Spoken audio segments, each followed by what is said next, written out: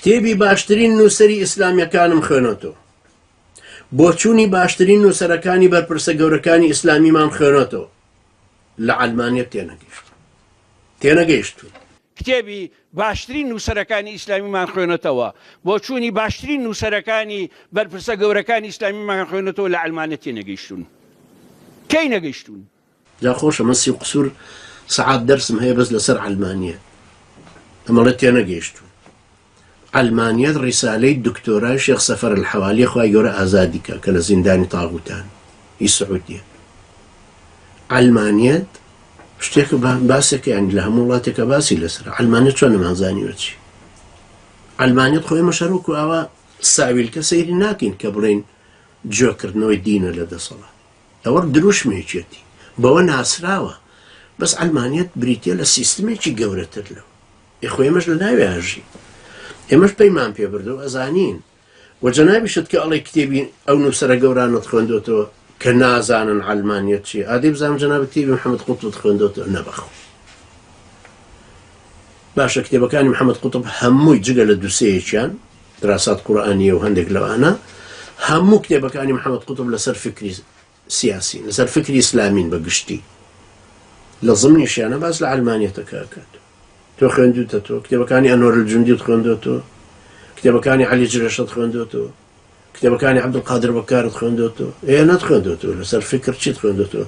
وەڵاژڵی هەمویانم خوێندۆتەوە. جا دایمە ئەم کۆلکە ئەلمانیانە کە خوان زۆر بە بیرمەندی گەورە ئازانن باسەکە دووسێ کتێب باسەکەوە ئەمانە هەموو خوێندۆتەوە نەخوێنەوە هەرچیت خوێندۆتەوە. ئەمە تۆ بولبولە قوڕەکەی یەکێتی قوڕ بەسەر ئەوانی تر.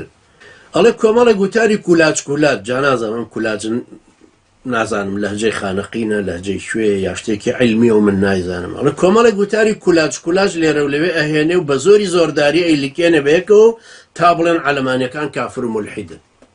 ئەڵێن عەلەمانەکان کافرن بەس ناڵێن مولحیدن. بابا عەلەمانیەت کوفر نییە، ئیلحاد نییە. کۆمەڵێک وتاری کولاج لێرە هێنن لەوێنن ئەی بەرسن بە یەکەوە بە زۆری زۆرداریانەوەی بڵێن ئەلمانیەکان کافر و مولحدن. بابا ئەلمانیەت کوفر نییە، ئیلحاد نییە. جا ئەمە خۆشە، ئەمانە تەبعا کە ئیجبارمان ناکە ئێستا لە بڕگەکانی پێشووتە ئیجباری کردین کە ئەبێ ئاین لە دیدێکی فەلسەفیە و بڕوانین و مناقەشەی بکەین، ئەبێ بە عەقڵگەرایی بۆی بچین و وەری بگرین. ئەنجا لێرەشە ئەڵێ ئەلمانیەت کوفر نییە. ڕێساکەمان بۆ دانێ خوای گەورەش فەرمێ ومەن لەم یحکم بما أنزل الله فأولئك هم الكافرون لە سوورەتی مائیدە ئایەتی 45. ومن لم يحكم بما أنزل الله فأولئك هم الكافرون لە 46. فأولئك هم الفاسقون ومن لم يحكم بما أنزل الله فأولئك هم الظالمون لمائدة 48. فأولئك هم الكافرون فلا وربك لا يؤمنون حتى يحكموك فيما شجر بينهم ثم لا يجدوا في أنفسهم حرجا مما قضيت ويسلموا تسليما.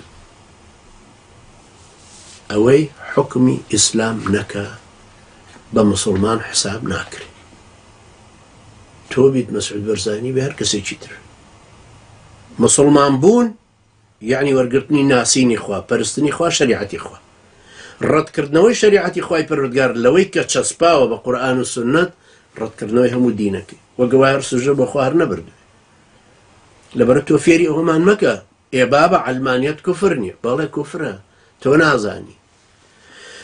ئەوە هەموو ئەوروپا بیخوێنەوە چێ لەسەر ئاینە گیرە لە ئەوروپا؟ ئەوە هەموو ئەوروپا بخوێنەوە چێ لەسەر ئاین ئەگیرێ لە ئەوروپا؟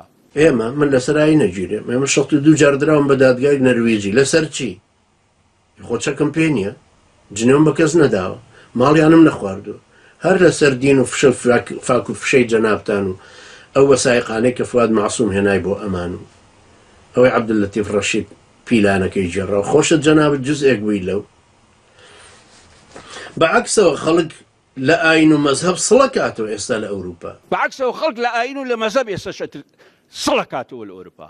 ڕاستە، بەس ئاخر هەزارانیشە چنە ناو ئیسلامەوە بە هەزاران مسلمانە بن، بە هەزاران. يعني خيرت فيلدرس أو رئيس حزب عنصري هولندا كدش بمسلمان وتي قرآنك أسوتين دروشي كرني براتنانت أو لولاتي كافر كان شني برا قرآنك بسوتين شو كتلوشي شي تلفوني سوتان رسمي قد للدورة وتي وقرآن سوتان نائبەکەی کە یارمەتی دەری بوو، نائبەکەی کە ئێستا مسلمان بوو، هەرهی ئەو بوو، هەر دژ بە ئیسلام بوو، مسلمان بوو، پێش 4 ساڵ لەمەوە پێش چوو بۆ حەج. ئەم هەفتەیەش مقابلێتی لە جزیرە، ئینشاءڵڵە هیوادارم بیبینن، دەنابیشت بیبینی شتێکی خۆش.